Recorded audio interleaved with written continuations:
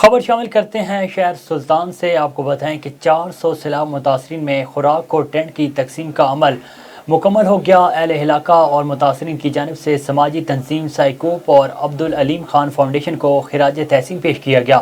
اس موقع پر سماجی تنظیم سائیکوپ کی ایگزیکٹو ڈائریکٹر میڈم ام کلثوم سیال نے کہا کہ اس سے قبل ہم نے متاثرین کے لیے میڈیکل کیمپ کا بھی انعقاد کیا اور اب عبدالعلیم خان فاؤنڈیشن کی جانب سے خوراک، مچھردانیاں اور ٹینٹ تقسیم کیے گئے، جس پر میڈم فائزہ احمد اور میڈم شہین احمد کا لنڈی پتافی اور سیلاب متاثرین کی جانب سے شکریہ ادا کیا گیا۔